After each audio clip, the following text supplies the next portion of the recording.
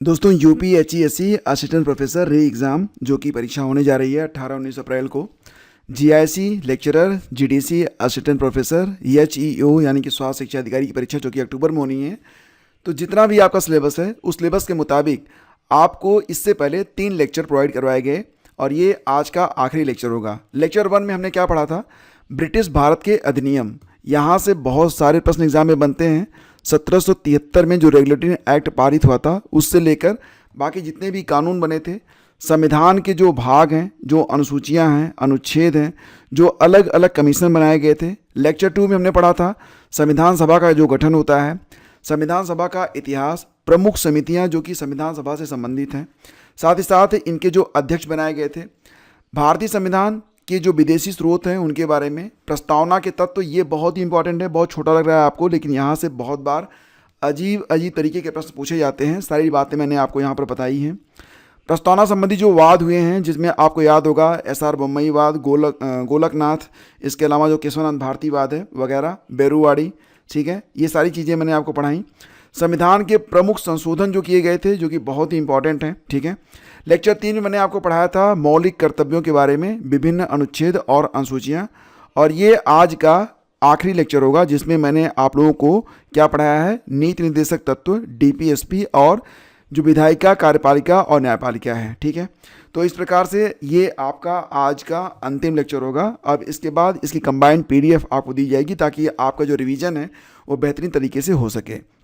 दोस्तों, ये जो लेक्चर हुए हैं इनकी प्लेलिस्ट बना दी गई है, डिस्क्रिप्शन में आपको डायरेक्ट लिंक मिल जाएगा और पेड ग्रुप में इसकी PDF दी जाती है। अगर आप पेड ग्रुप में नहीं हैं तो आपके लिए बहुत ही बेनिफिशियल रहेगा।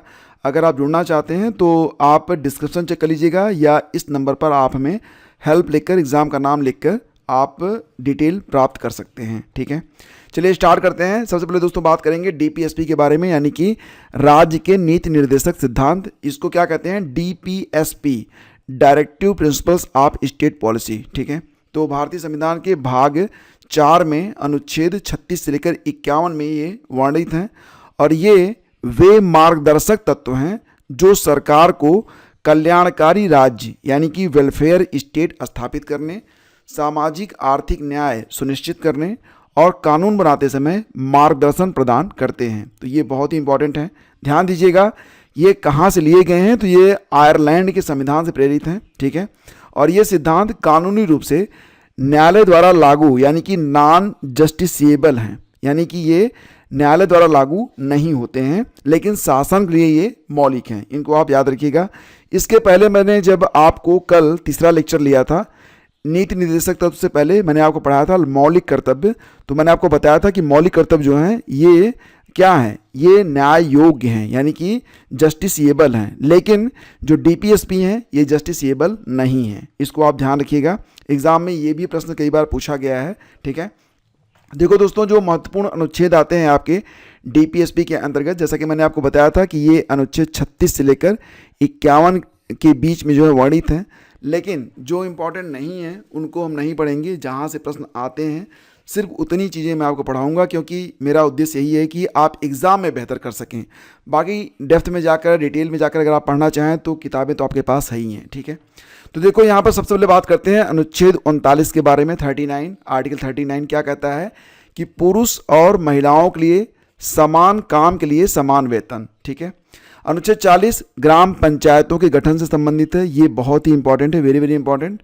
अनुच्छेद 44 ये नागरिकों के लिए समान नागरिक संहिता यानी कि यूनिफॉर्म सिविल कोड के बारे में बात करता है। अनुच्छेद 44 इसको आप आसानी से याद रख सकते हैं। देखो दोनों यूनिफॉर्म है ना, तो बस हो गया आपका, ठीक है। अनुच्छेद 45 दोस्तों ये बच्चों के लिए अनिवार्य शिक्षा की बात करता है। मैंने आपको मौलिक अधिकार में भी पढ़ाया था कि बच्चों के लिए अनिवार्य शिक्षा, ठीक है, अनुच्छेद 21A में बात की गई थी और ये आपका DPSP में भी है अनुच्छेद 45 के अंतर्गत। नेक्स्ट आपका है अनुच्छेद 47 स्वास्थ्य के लिए हानिकारक नशीले पदार्थों पर रोक, ठीक है। तो ये राज्य के लिए निर्देशित किया गया है कि वो स्वास्थ्य के लिए जो हानिकारक नशीले पदार्थ हैं उन पर रोक लगाए। अनुच्छेद 50 क्या कहता है? कार्यपालिका से न्यायपालिका को अलग करना। 50-50 मतलब आधा आधा कर दो, तो मतलब ये हो गया कार्यपालिका से न्यायपालिका को अलग करना, ये आता है अनुच्छेद 50 के अंतर्गत। और अनुच्छेद 51 इसमें क्या है? अंतर्राष्ट्रीय शांति और सुरक्षा को बढ़ावा देना। तो ये जो मैं आपको आर्टिकल यहाँ पर बता रहा हूँ डीपीएसपी के अंतर्गत, यहीं से प्रश्न बनेंगे, इससे ज़्यादा कुछ पूछा नहीं जाता है, तो ज़्यादा पढ़ने की आपको ज़रूरत भी नहीं है। तो दोस्तों याद रखिए कि जो आपके मौलिक अधिकार हैं, यानी कि जो आपके फंडामेंटल राइट्स हैं और जो आपके नीति निर्देशक सिद्धांत हैं, डीपीएसपी हैं, इनके बारे में अगर देखा जाए तो मौलिक अधिकार व्यक्तियों को प्राप्त हैं और वे कानूनी रूप से लागू हैं, यानी कि ये न्याय संगत हैं, ठीक है, याद रखिएगा। जबकि नीति निर्देशक सिद्धांत राज्य के लिए हैं, यानी कि व्यक्ति के लिए नहीं होते हैं, ये राज्य के लिए होते हैं और सीधे न्यायालय द्वारा लागू नहीं होते हैं। ये जरूर आप याद रखिएगा, ठीक है, मेन डिफरेंस है। और ये सिद्धांत देश के शासन के लिए आधारशिला हैं और सुनिश्चित करते हैं कि नीतियां जन कल्याण के लिए बनाई जाएं, ठीक है। सारी बातें बिल्कुल क्लियर ना। अब दोस्तों बात करते हैं भारतीय राजनीतिक व्यवस्था, जिसके अंतर्गत विधायिका, कार्यपालिका और न्यायपालिका आती है। तो दोस्तों याद रखना कि क्योंकि भारत में संघात्मक शासन व्यवस्था है और इस व्यवस्था में 2 स्तरों पर सरकार होती है। जैसा कि आपने देखा था, एक सरकार जो है केंद्र स्तर पर होती है, दूसरी क्या होती है, स्टेट लेवल पर, राज्य स्तर पर होती है, ठीक है। तो 2 स्तरों पर सरकार होती है। भारत में केंद्र व राज्य स्तर पर सरकार होती है, ये तो आपको पता चल गया। यहाँ केंद्र व राज्य दोनों ही स्तरों पर विधायिका, कार्यपालिका और न्यायपालिका होती है। यहाँ पर दोस्तों मैं आपको कुछ बहुत ही इंपॉर्टेंट आर्टिकल्स के बारे में भी आगे अवगत कराऊंगा, जो कि केंद्र सरकार में और राज्य सरकार में लगभग समान रूप से एक हायरार्की को क्रिएट करते हैं, ठीक है। देखो फ्रेंड्स, अगर हम बात करें शासन के अंग के बारे में तो आप इसे इस प्रकार से समझ सकते हैं। सबसे पहले तो आएगी आपकी विधायिका, यानी कि कानून बनाने वाली जो संस्था होती है, जिसको आप लेजिस्लेचर कहते हैं। नेक्स्ट, अब कानून बन गया तो उसको लागू करने के लिए एग्जीक्यूटिव यानी कि कार्यपालिका होगी, ठीक है, यानी कि कानून के अनुसार शासन चलाने वाली संस्था। और इसके बाद न्यायपालिका, जुडिशरी, ये तो बहुत जरूरी है, तो ये विवादों का समाधान करने वाली संस्था है, ठीक है। तो शासन के ये प्रमुख रूप से 3 अंग होते हैं, विधायिका, कार्यपालिका और न्यायपालिका, और ये केंद्र स्तर पर और राज्य स्तर पर दोनों ही जगहों पर मौजूद हैं, ठीक है। आगे मैं इनके बारे में आपको बता रहा हूँ। पहले तो आप ये समझिए कि जो आपका भारतीय संविधान है, जिसमें लेजिस्लेचर यानी कि विधायिका, एग्जीक्यूटिव यानी कि कार्यपालिका और जुडिशरी यानी कि न्यायपालिका को किस प्रकार से हायरार्की में बांटा गया है। दोस्तों बात करते हैं सबसे पहले विधायिका के बारे में। तो मैंने आपको बताया था कि भारत में जो शासन स्तर है वो 2 स्तरों पर है, केंद्र स्तर पर और राज्य स्तर पर। तो यहाँ पर सभी के बारे में, विधायिका, कार्यपालिका और न्यायपालिका के बारे में हम केंद्र और राज्य में जो समान हायरार्की है उसके बारे में बात करेंगे। तो दोस्तों विधायिका के बारे में बात करें तो सबसे ऊपर आता है संसद। आप जानते हैं संसद के बारे में जो बात की गई है ये आर्टिकल 79 में की गई है, ठीक है। इसके बाद राज्यसभा, ये आर्टिकल 80 में आता है, और जो आपका लोकसभा है ये आर्टिकल 81 में आता है, जिसको आप सरल शब्द से याद कर सकते हैं। ये हो गई संसद, राज्यसभा और लोकसभा, ठीक है। देखो फ्रेंड्स, यहाँ पर बात करें अगर संसद के बारे में, तो संसद में 2 सदन होते हैं। एक होती है लोकसभा, जिसे कहते हैं लो हाउस, क्योंकि यहाँ पर जो लोग चुने जाते हैं वो आम जन के द्वारा, आप डायरेक्ट उनको वोट करते हैं और वो चुनकर आप उनको लोकसभा में भेजते हैं। तो ये हो गया आपका लो हाउस। एक होता है अपर हाउस यानी कि राज्यसभा। तो इसके बारे में आप जानते हैं, आपकी जो संसद है यह राष्ट्रपति प्लस लोकसभा प्लस राज्यसभा से मिलकर बनता है, तो ये भी आप ध्यान रखेंगे। राज्य स्तर पर दोस्तों देखा जाए तो जैसे आपका केंद्र स्तर पर संसद होती है, उसी प्रकार से राज्य स्तर पर जो एक समान संस्था है वो है विधानमंडल। और विधानमंडल में भी 2 संस्थाएं हैं, जैसे कि ये विधान परिषद और विधानसभा, ठीक है। लेकिन हर राज्य में विधान परिषद नहीं होती है और कुछ ही राज्यों में विधान परिषद आपको देखने को मिलेगी, और विधानसभा ये समान रूप से हर राज्य में मौजूद रहती है। ये हो गई आपकी विधायिका यानी कि कानून बनाने वाली जो संस्था है, ठीक है। अब दोस्तों बात करें अगर एग्जीक्यूटिव के बारे में, कार्यपालिका के बारे में, तो यहाँ पर केंद्र स्तर पर सबसे ऊपर होता है राष्ट्रपति, जबकि राज्य स्तर पर सबसे ऊपर होता है राज्यपाल, ठीक है।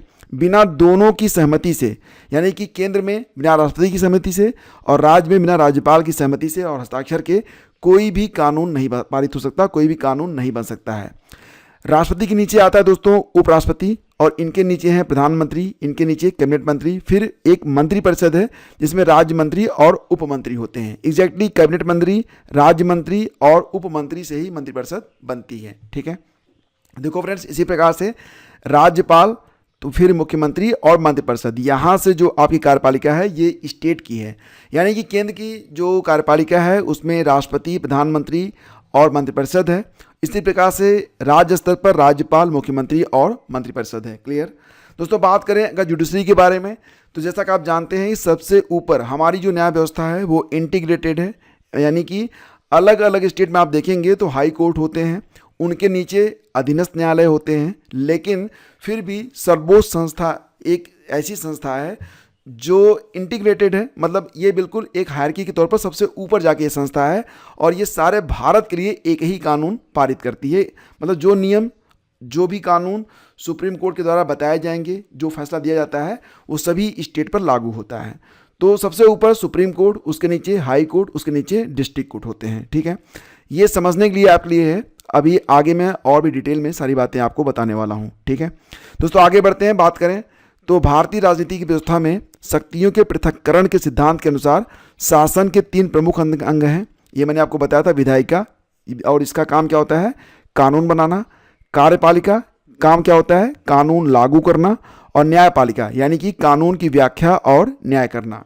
तो ये मिलकर लोकतंत्र में नियंत्रण और संतुलन बनाए रखते हैं। क्लियर दोस्तों। बात करते हैं सबसे पहले विधायिका के बारे में, यानी कि लेजिस्लेचर के बारे में।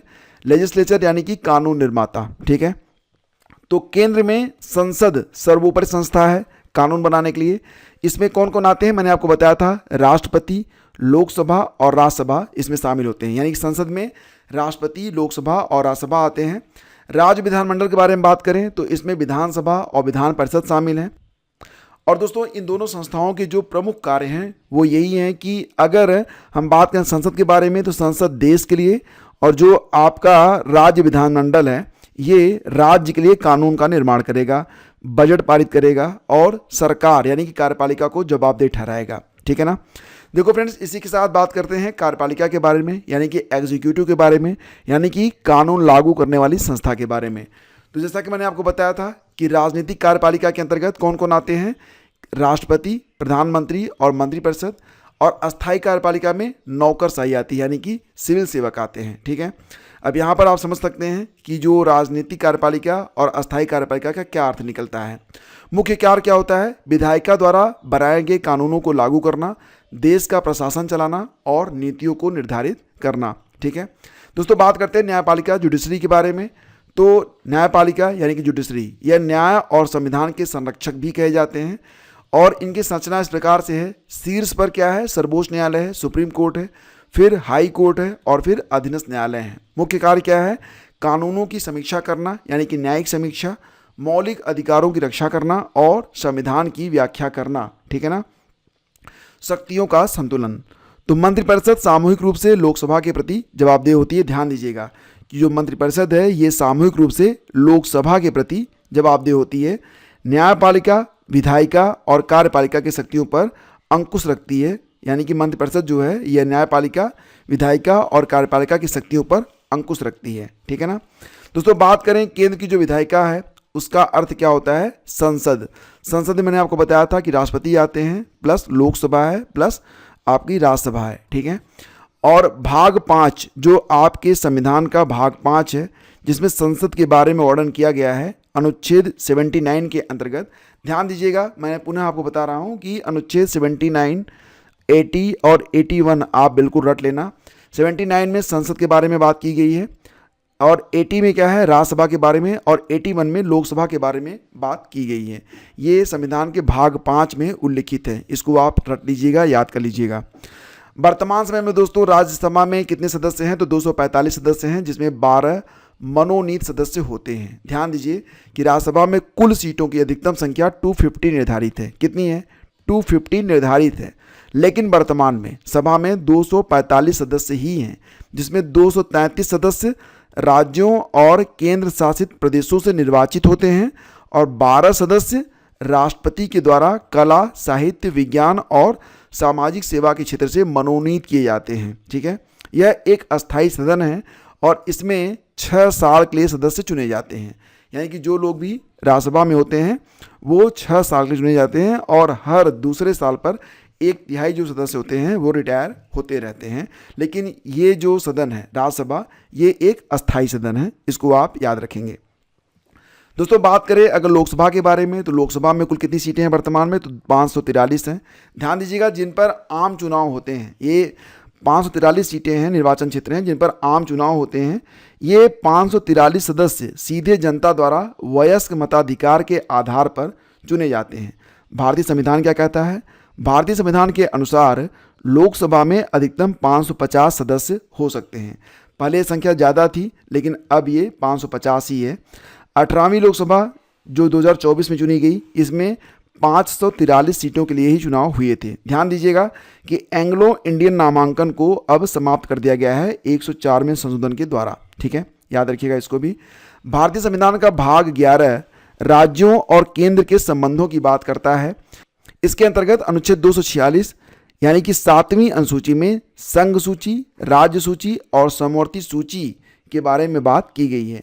अब इनके बारे में डेप्थ में मैं आपको पढ़ा चुका हूं पहले लेक्चर में, तो मैं यहाँ पर सिर्फ आपको वही बातें बताऊंगा जो कि बिल्कुल टू दी पॉइंट हैं। दोस्तों, अगर लोकसभा सत्र में नहीं है या भंग हो चुकी है तो ऐसी स्थिति में अनुच्छेद 123 अनुच्छेद 123 के तहत राष्ट्रपति के पास विधायी शक्ति होती है कि वह नए नियम कानून बना सकता है। ठीक है, और राज्य सरकार की जो विधायिका है दोस्तों, उसके बारे में बात करें तो राज्यपाल और विधानमंडल मिलकर राज्य सरकार की विधायिका का निर्माण करते हैं। ठीक है, विधानमंडल में अगर विधान परिषद है तो दोनों शामिल होंगे, विधानसभा और विधान परिषद। जिन राज्यों में विधान परिषद नहीं है वहाँ पर विधानसभा ही शामिल रहेगी। ठीक है, विधायिका में राज्य की विधायिका केवल राज्य सूची और समवर्ती सूची पर ही कानून बना सकती है। जो केंद्र सूची होती है उस पर कानून बनाने का अधिकार जो है ये केवल केंद्र सरकार को होता है। समवर्ती सूची पर राज्य सरकार और केंद्र सरकार दोनों ही मिलकर राज्य और केंद्र दोनों ही कानून बना सकते हैं। लेकिन अगर सेम उसी मैटर पर, सेम सब्जेक्ट पर राज्य सरकार ने भी कानून बनाया और केंद्र ने भी बना दिया तो केंद्र सरकार का जो कानून होगा यही प्रभावी रहेगा, राज्य सरकार का कानून जो होगा ये प्रभावी नहीं होगा। इसको आप याद रखेंगे। ठीक है, अनुच्छेद 75 क्या कहता है?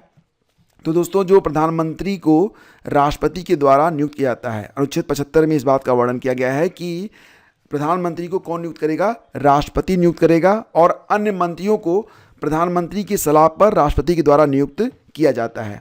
राष्ट्रपति के प्रसाद पर्यंत मंत्री जो होते हैं वो पद संभालेंगे, और मंत्रिपरिषद सामूहिक रूप से लोकसभा के प्रति उत्तरदायी होती है। ध्यान दीजिए कि मंत्रिपरिषद जो है सामूहिक रूप से राष्ट्रपति के प्रति नहीं बल्कि लोकसभा के प्रति उत्तरदायी होती है। प्रधानमंत्री, ध्यान दीजिए, वास्तविक कार्यकारी प्राधिकरण है जो वास्तविक कार्यपालिका है। तो वास्तविक कार्यपालिका जो है ये प्रधानमंत्री होता है। राष्ट्रपति नाम मात्र के कार्यकारी प्राधिकारी हैं जो विधित कार्यकारी हैं। प्रधानमंत्री संसद के दोनों सदनों में से किसी का सदस्य हो सकता है। बहुत बार ऐसा हुआ है कि जो प्रधानमंत्री होते हैं वो लोकसभा से नहीं बल्कि राज्यसभा के सदस्य होते हैं। ठीक है, प्रधानमंत्री के वेतन और भत्ते संसद द्वारा समय समय पर निर्धारित किए जाते हैं, ये तो अलग बात हो गई। ठीक है दोस्तों, बात करें अगर अनुच्छेद 75 में ही एक बिंदु और भी है कि मंत्रिपरिषद लोकसभा के कुल सदस्यों का 15% से ज़्यादा नहीं हो सकता है। दोस्तों, अनुच्छेद 75, 75, अनुच्छेद 74 और अनुच्छेद 53 ये बिल्कुल रटे हुए आपको होने चाहिए अगर पॉलिटी पे आपको थोड़ा सा ग्रिप बनाना है तो। अनुच्छेद 75 मैंने आपको बताया था कि इसके अंतर्गत क्या होता है कि राष्ट्रपति प्रधानमंत्री की नियुक्ति करते हैं, प्लस प्रधानमंत्री की सलाह पर राष्ट्रपति बाकी मंत्रियों की नियुक्ति भी करते हैं। ठीक है, अब इसके बाद ध्यान दीजिए अनुच्छेद 74 क्या कहता है कि राष्ट्रपति को सलाह और सहायता देने के लिए एक मंत्रिपरिषद होगी और उसका प्रमुख प्रधानमंत्री होगा। ये बात अनुच्छेद 74 में कही गई। अब ध्यान दीजिए, इसके पहले अनुच्छेद 53 को भी आप ध्यान में लाइएगा जिसके अनुसार कार्यपालिका की शक्तियां राष्ट्रपति में निहित होती हैं। ठीक है, तो ये कार्यपालिका की जो शक्तियां हैं ये राष्ट्रपति में निहित होती हैं, लेकिन अनुच्छेद 75 क्या कहता है कि प्रधानमंत्री वास्तविक कार्यकारी प्राधिकरण है जो वास्तविक कार्यपालिका है। ठीक है, यानी कि जैसा कि आप जानते हैं कि राष्ट्रपति की जो शक्तियां हैं उसको अनुच्छेद 75 जो है वो सीमित करता है, जबकि अनुच्छेद 53 के अनुसार कार्यपालिका की शक्तियां राष्ट्रपति में निहित होती हैं। फाइनली आप इसको ऐसे समझिए कि जब तक राष्ट्रपति की अनुमति नहीं मिलती है तब तक बिना उसके हस्ताक्षर के कोई भी निर्णय कानून नहीं बन सकता है। ठीक है, कोई भी विधेयक कानून नहीं बन सकता है, इसको आप ध्यान रखिएगा। ठीक है दोस्तों, बात करें तो मंत्रिपरिषद में 3 प्रकार के मंत्री होते हैं। कौन कौन से होते हैं? कैबिनेट मंत्री होते हैं, राज्य मंत्री होते हैं और उप मंत्री होते हैं। ठीक है, तो केंद्र और राज्य स्तर पर ध्यान दीजिएगा, बहुत ही ध्यान सुनिएगा कि संघ की कार्यपालिका में क्या होता है। संघ की कार्यपालिका में मंत्रिपरिषद है, प्रधानमंत्री, उपराष्ट्रपति और राष्ट्रपति होते हैं। क्लियर? जबकि राज्य की कार्यपालिका में क्या है, मंत्रिपरिषद, तो दोनों में कॉमन है। अब यहाँ पर देखिए प्रधानमंत्री की जगह आ गए मुख्यमंत्री, सेम सेम, और इसके बाद राष्ट्रपति की जगह आ गए हैं राज्यपाल, ठीक है, सेम सेम। यानी कि आप देखेंगे तो एक पैरेलल जो व्यवस्था है वो केंद्र में भी लागू हो रही है प्लस राज्य में भी लागू हो रही है। यहाँ पर अनुच्छेद 53 और अनुच्छेद 54 भी बिल्कुल समानता को यहाँ पर प्रदर्शित करते हैं। अनुच्छेद 53 क्या कहता है कि कार्यपालिका की शक्तियाँ राष्ट्रपति में निहित होंगी। अनुच्छेद 154 क्या कहता है, राज्य की कार्यपालिका की शक्तियाँ राज्यपाल में निहित होंगी, ठीक है। दोनों बातें यहाँ पर ध्यान समझिए। अनुच्छेद 53 केंद्र के बारे में कह रहा है कि कार्यपालिका की शक्तियाँ राष्ट्रपति में होंगी। अनुच्छेद 154 क्या कहता है कि राज्य की जो कार्यपालिका की शक्तियाँ हैं वो राज्यपाल में निहित होंगी, ठीक है। नेक्स्ट देखिए, अनुच्छेद 74 और अनुच्छेद 163 में भी समानता है। अनुच्छेद 74 क्या कहता है कि केंद्र में राष्ट्रपति को सहायता और सलाह देने के लिए एक मंत्रिपरिषद होगी और उसका प्रमुख कौन होगा, प्रधानमंत्री होगा। सेम बात अनुच्छेद 163 में भी है, लेकिन यह स्टेट के लिए है कि राज्यपाल को सहायता और सलाह देने के लिए एक मंत्रिपरिषद होगी और उसका प्रमुख मुख्यमंत्री होगा, ठीक है, समझ गए अपना। दोस्तों बात करते हैं अब न्यायपालिका के बारे में। जैसा कि आप जानते हैं सर्वोच्च न्यायालय सबसे ऊपर है, इसके बाद हाई कोर्ट होते हैं आपके उच्च न्यायालय, और फिर होते हैं डिस्ट्रिक्ट कोर्ट जैसे कि अधीनस्थ न्यायालय, ठीक है। तो भाग 5 में दोस्तों क्या बात कही गई है, संघ की कार्यपालिका, विधायिका और न्यायपालिका के प्रावधान ये मिलेंगे आपको भाग 5 में, ठीक है। केंद्र स्तर पर जो संघ की कार्यपालिका है, विधायिका है, न्यायपालिका है, उसके प्रावधान भाग 5 में है, जबकि भाग 6 में राज्य की कार्यपालिका, विधायिका और न्यायपालिका का प्रावधान है। लेकिन दोस्तों याद रखिए कि भारत की न्यायपालिका एकीकृत यानी कि इंटीग्रेटेड है, जिसमें सुप्रीम कोर्ट सर्वोच्च संस्था है, ये जरूर याद रखिएगा। भारत में विधायिका में 788, अब 788 कैसे हो रहे हैं, ऊपर मैंने आपको बताया था लोकसभा में कुल 543 सदस्य होते हैं, प्लस आपका जो राज्यसभा है इसमें कितने होते हैं, 245 सदस्य होते हैं। दोनों को जोड़ेंगे आप कितना आएगा, 788 आएगा, ठीक है। तो लोकसभा और राज्यसभा के सदस्य और राष्ट्रपति आते हैं विधायिका में। ध्यान दीजिए भारत की कार्यपालिका में विधायिका कई सदस्य होते हैं, जैसे कि राष्ट्रपति तो दोनों में आता है, जो मंत्री होते हैं दोनों में आते हैं। तो भारत की कार्यपालिका में विधायिका कई सदस्य आते हैं। अगर ये आपकी विधायिका है तो ये आपकी कार्यपालिका है, ऐसे आप इसको समझिए। कार्यपालिका में राष्ट्रपति जो कि विधायिका का ही सदस्य होता है, उपराष्ट्रपति ये भी विधायिका में ही आएगा, राज्यसभा के सभापति होते हैं, प्रधानमंत्री ये भी आएंगे आपकी विधायिका में, मंत्रिपरिषद यानी कि भारत में कार्यपालिका विधायिका से ही बनती है, ये आप क्लियर समझ लीजिए आप, ठीक है। संविधान के भाग 5 में अनुच्छेद 124 से लेकर 147 तक सुप्रीम कोर्ट का प्रावधान है, जबकि भाग 6 में अनुच्छेद 214 से लेकर 231 तक हाई कोर्ट का प्रावधान है। ये दोनों लाइनें भी बहुत इंपॉर्टेंट हैं। और हाई कोर्ट के अंतर्गत या अधीन ही आपके अधीनस्थ न्यायालय आते हैं, जिसमें जिला न्यायालय हो गया, मुंसिफ हो गए, मजिस्ट्रेट हो गए, जो कि तहसील लेवल पर होते हैं, एसडीएम वगैरह, ठीक है। दोस्तों बात करें तो अधीनस्थ न्यायालय का जो प्रावधान है ये भाग 6 के अनुच्छेद 233 से लेकर 237 तक के बीच में आपको देखने को मिलेगा, क्लियर। तो इस प्रकार से ये आपका जो पूरा का पूरा टॉपिक है कंप्लीट होता है। अब आगे कुछ वीडियो जाएंगे जिसमें मैं आपको अच्छे से प्रैक्टिस कराऊंगा। कुछ बहुत ही ज़रूरी PYQs हैं जो कि बार बार एग्ज़ाम में पूछे गए हैं, उनको भी करवा दूंगा। फिर एग्ज़ाम में इससे ज़्यादा तो कुछ नहीं पूछा जाएगा। जितने भी लेक्चर हुए हैं उनको एक बार आप और देख डालिए, और इसकी PDF आपको मिल जाएगी पेड ग्रुप में। पेड ग्रुप ज्वाइन करना चाहते हैं तो आप डिस्क्रिप्शन जाके चेक कर लीजिएगा। सभी का बहुत बहुत धन्यवाद। मिलते हैं आप अगले वीडियो में, तब तक के लिए आज्ञा दीजिए। नमस्कार, जय हिंद।